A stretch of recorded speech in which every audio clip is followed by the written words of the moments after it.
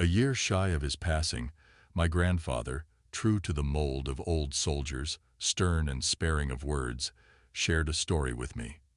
It was the day after my 20th birthday.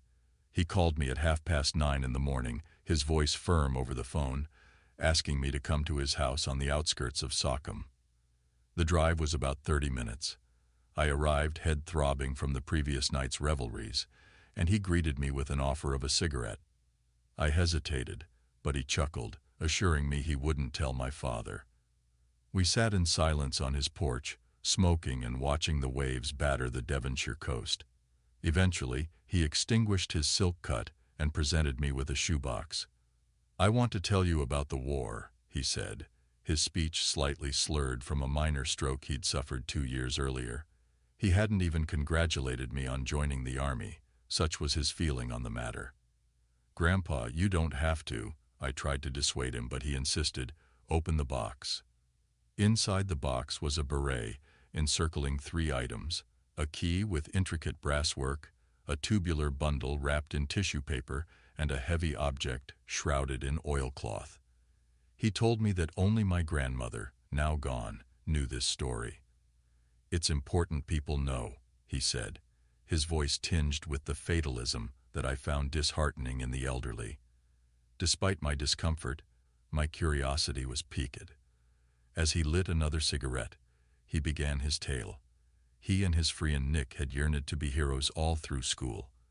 When they finally joined the war, eager to fight the Nazis in France, their unit was unexpectedly diverted to the Channel Islands, the only British territory occupied by the Germans.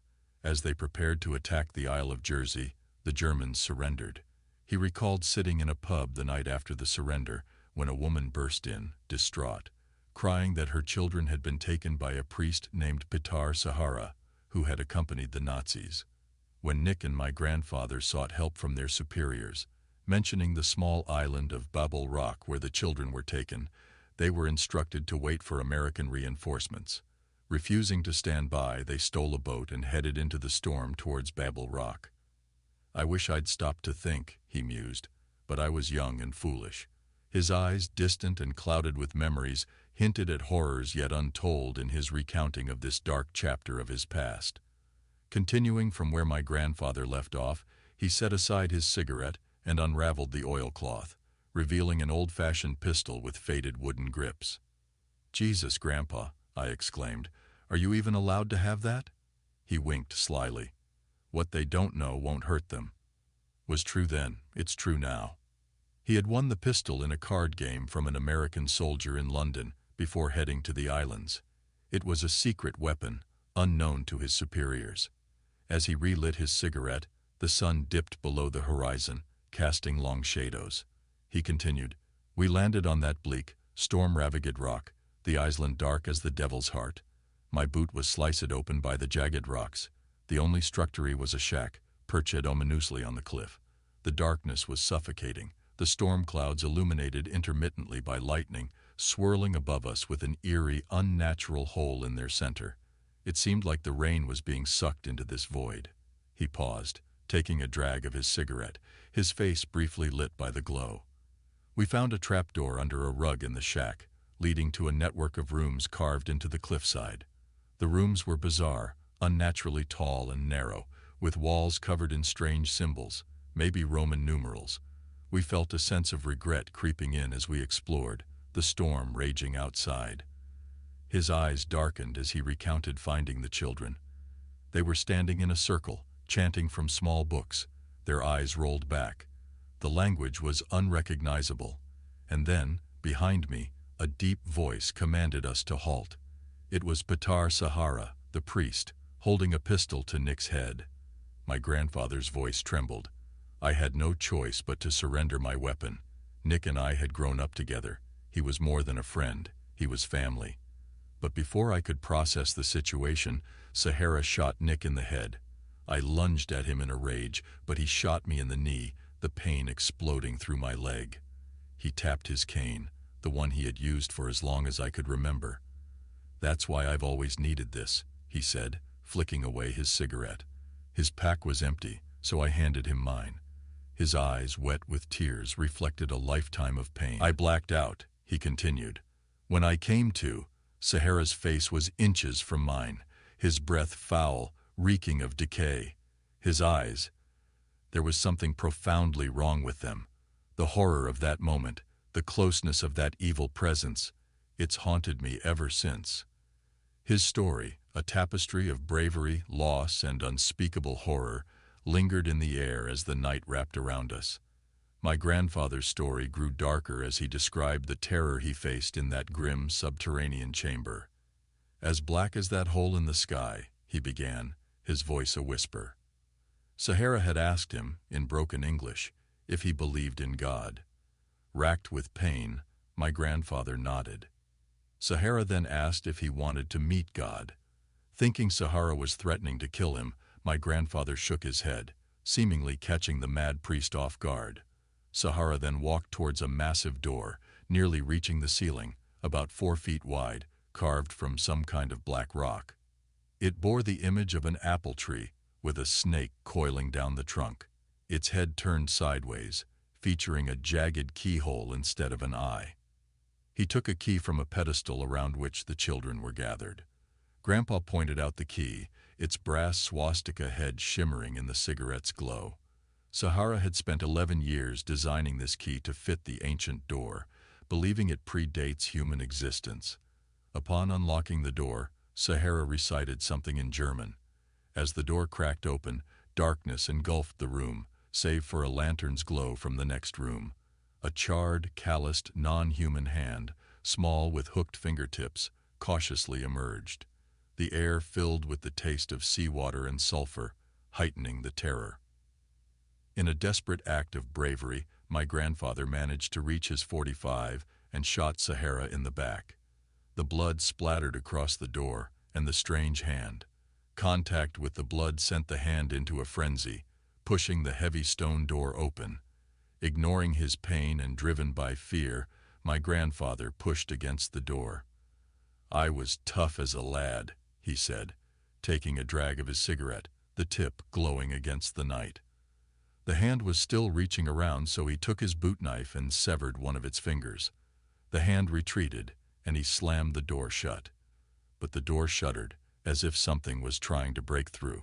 My grandfather noticed the key, turned it, and threw it across the room. The banging stopped instantly. The children awoke, crying, covered in blood.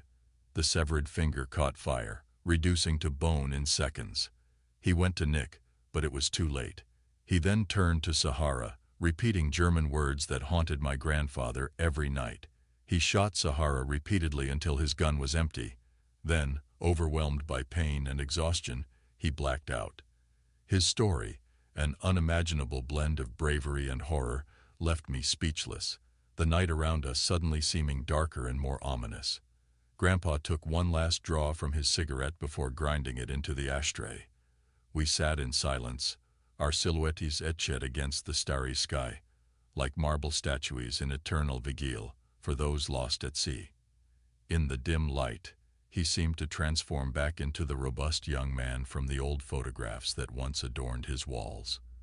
I was captivated by his tale, uncertain of its veracity but completely enthralled. "What happened then, Grandpa?" I asked.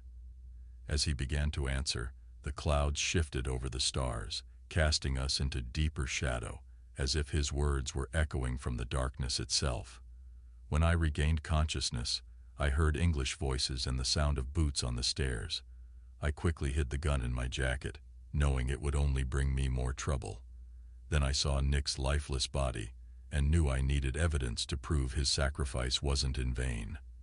I pocketed the key, but then realized it wasn't enough, so I took the charred bone, the finger I had severed from that unholy hand.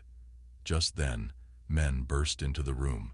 They were dressed like paratroopers, faces smeared with camo paint, no insignia on their uniforms.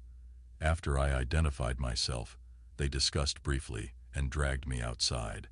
The storm had passed. One of them sat silently with me.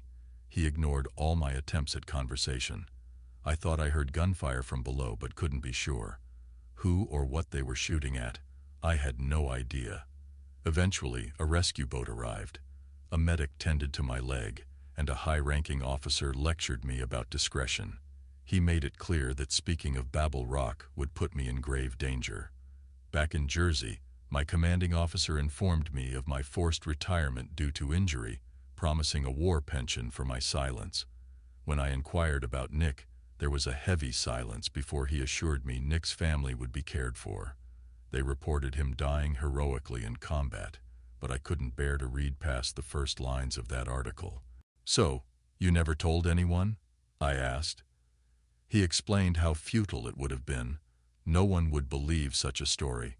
He couldn't dishonor Nick's memory by appearing to steal his glory. His hand rested on my shoulder, a gesture of forgiveness for my question. Lighting another match, he unwrapped the tissue paper, revealing a skeletal humanoid finger with a pointed claw-like tip. It was too long and too hardened to be human. I whispered an apology, overcome by the horror and awe of what lay before me. He smiled reassuringly, patting my shoulder before extinguishing the match and gathering the items, the weight of his experiences evident in his every movement. After showing me the eerie contents of the shoebox, Grandpa carefully packed them away again. As I headed to my car, he called out from the doorway, a silhouette framed by the dim light of the house. "Well done on getting the job. Be careful over there in Afghanistan. Always rely on your judgment, no matter what they tell you." With those parting words, he closed the door. I sat in my car, enveloped in darkness, pondering his advice for nearly an hour. When I finally returned home, my father was already asleep. Lying in bed, I stared at the ceiling, imagining it as the center of the storm Grandpa had witnessed all those years ago. Grandpa left me his house in his will. After I retired from the army, having been shot in the hip during an ambush in Kabul, I looked forward to the peace his coastal home would offer. While moving his belongings in the attic, I stumbled upon the shoebox again. The gun, the key, and that grotesque finger. It all felt like a surreal dream coming back to life. Overwhelmed, I broke down in tears, the first since his funeral. Recently, I took a ferry to Jersey and hired a local fisherman to take me to Babel Rock. Under the sun, with only the laughter of seabirds and the taste of salt in the air, the place felt oddly peaceful, like the eye of a long-past storm. There was no sign of the shack, probably destroyed not long after Grandpa's encounter. I found a heavy iron hatch leading to a stairwell, but it ended in a bricked-up room, covered in graffiti and littered with trash. At sunset, its orange glow kissing the ocean, I wrapped the gun, the key, and the finger in Grandpa's beret and threw them into the sea, watching as the waves devoured them. Sitting there with a thermos of tea, I imagined Grandpa and Nick on a boat bound for London, their hearts full of heroic tales. Grandpa might have believed it was best to forget, to not see himself as a hero. But I see it differently. He was more than a hero.